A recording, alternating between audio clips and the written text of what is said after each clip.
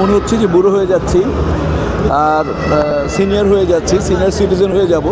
এবার 60 হয়ে গেল। আর মনে করি যে হয়তোবা পেছনের দিনগুলো বেশ ভালো ছিল, ওইটা খুব মনে পড়ে যে কীভাবে করে 36 বছর আমি ক্যারিয়ারের পার করলাম। 90-তে আমার ছবি রিলিজ হয়েছিল চেতনা, আর এটা প্রায় 2026। তো সব মিলিয়ে বলবো যে মানে একটা বড় জার্নি। এই জার্নিতে স্পেশালি যারা আমার সাথে ছিলেন, আমার পরিচালক, আমার প্রযোজক, আমার দর্শক এবং সবার উপরে আমার আল্লাহ, আমার পরিবার এবং তোমরা যারা আমার সাথে আছো এখনও, এর আগে তোমাদের সিনিয়ররা ছিল, তার আগে তার সিনিয়ররা ছিল, আমার সাংবাদিক ভাইরা, আমি সবার কাছে কৃতজ্ঞতা জানাই। কারণ সবার যদি একটা মিছিল না হতো, সবার সমন্বয় না হতো, তাহলে অ্যাটলিস্ট একটা মিশা সওদাগর তৈরি হতো না।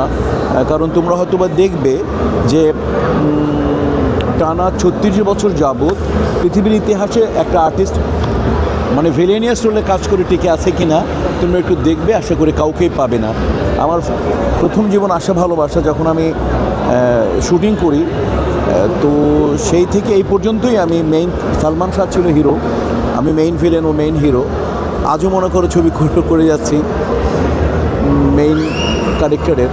তো এর জন্য মানে বলবো যে সর্বশক্তিমান আল্লাহর কাছে কৃতজ্ঞ, আমি আমার পরিচালক, প্রযোজক, দর্শক, তোমাদের কাছে আমি বিশেষভাবে কৃতজ্ঞ। না না না, আমার ওই যে নতুন মুখের সন্ধানে 4টা, মানে নতুন মুখের সন্ধানে যখন ট্যালেন্ট হান্ট ছিল, তো ওটা 4টে ইন্টারভিউ ছিল, মানে বাছাই হাজার হাজার ছিল, তো প্রথম লাখে ছিল ছবি, তারপর হাজার, তারপর শত শত এরকম। মানে ফাইনালি আমাকে জিজ্ঞেস করে হয়েছিল যে আপনি কি নায়ক না হলে কি আপনি অভিনয় করবেন না? তো আমি বললাম না না না, আমার এটা কোনো ব্যাপার না, আমার অভিনেতা। আমি ওই ইন্টারভিউ আমি বলেছিলাম যে না, আমার অভিনেতা আমি হতে চাই। মানে যদি আমার টার্গেটে ছিল অভিনেতা হওয়ার, মানে এরকম না যে নায়ক না হলে কোনো কিছু করতে পারবো না। কাজে আমার আক্ষেপটা জীবনের প্রথমেই হয়নি। আর আমি এও বুঝি যে আমার চেহারা এমন কোনো বিশেষ গুণ নেই যেটা অ্যাটলিস্ট বিশেষ করে মানে নায়কের গুণটা আমার নেই। অতএব মনে হয় রিজিক তো আল্লাহ লিখেই রাখে। তো যেটা করেছি সেটাতে আমি অনেক অনেক আমার যোগ্যতা থেকেও বেশি খুশি। আমার কোনো রকম ফ্রাস্ট্রেশন নেই। আক্ষেপ কাজ করে কাউকে পাচ্ছি না, খালি ভিলেন কেন, কোনো আর্টিস্টকে তো পাচ্ছি না। সাকিবের পরে তোমরা কার কথা বলবা? চেষ্টা করে যাচ্ছে সিয়াম, আরিফিন শুভ, আরও অনেকেই আছে, চেষ্টা করে যাচ্ছে। কিন্তু দেখো ইন্ডাস্ট্রি তুমি কাকে নিয়ে রান করবা, এবং কয়টা পরিচালক আছে, কয়টা প্রযোজক আছে। আসলে আমাদের ইন্ডাস্ট্রি তো বন্ধ হয়ে গেছে না ভাইয়া। ইন্ডাস্ট্রিতে আগে আমরা এসেছি, তখন ইন্ডাস্ট্রি ছিল, তখন 1000-1200 হল ছিল, মনে করো 300-350 মানে ডিরেক্টর ছিল, প্রোডাকশন ছিল প্রায় 150-র মতো। তো এখন তো ইন্ডাস্ট্রি নেই, এখন কোন আর্টিস্টও তুমি দোষ দিতে পারবে না।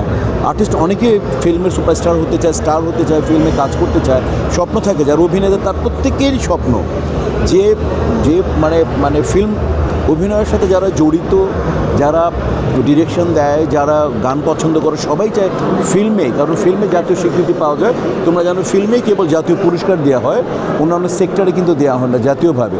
তো কাজে হচ্ছে যে ভাইয়া এখন তো ইন্ডাস্ট্রি নেই, ইন্ডাস্ট্রি বন্ধ হয়ে গেছে। অতএব দোষ মনে হয় আমি কাউকে দিব না, কাউকে পাচ্ছে না অভিনেতা অভিনেত্রী, এটা আমাদের দুর্ভাগ্য, শুধু এটুকু বলবো। এইটা তোমরা লেখো না কেন? এটা আমাকে দেখো কোনো অনুষ্ঠানে, দেখো আমাকে কোনো অ্যাওয়ার্ডে দেখো, সাধারণত দেখো এরকম মোটামুটি কোনো বিশেষভাবে যদি উল্লেখযোগ্য না থাকে তাহলে মানে আমিও যাই না। অতএব এটা আমি বলতে পারবো না। এটা যদি তোমাদের চোখে লেগেই থাকে তাহলে তোমরা এটা ফাইন্ড আউট করো, কাকে অ্যাওয়ার্ড দেয়, কেন অ্যাওয়ার্ড দেয়, কারা অ্যাওয়ার্ড দেয়, কী জন্য দেয়, তাদের উদ্দেশ্য আদর্শকে তোমরা দেখবা। এটা তোমরা সাংবাদিকরা হচ্ছে মনে করো আমাদের সমাজের দর্পণ, তোমরা এটা বের করবা। এটা আমরা বলাটা ঠিক হবে না। শীত নিয়ে স্মৃতি, আসলে শীত খুব পছন্দ করি আমি, স্মৃতি বলবো না। শীত মানে আসাটাই একটা আমাদের মানে কাজ ওয়েট করতে থাকি। আমাদের দেশে তো 2-3 মাসের বেশি শীত থাকে না। শীত আসলে আমি একটু, তোমরা যে আমরা সবাই ভোজন রসিক মানুষ, ঢাকায়ও মানুষ, খাওয়া পছন্দ করি। শীতে কাচ্চি ভাল লাগে, বিরিয়ানি ভাল লাগে, মোরগ পোলাও ভাল লাগে। তো কাজ হচ্ছে রিচ খাবারগুলো শীতে বেশি খেতে, নেহারি, পায়া খুব ভাল লাগে।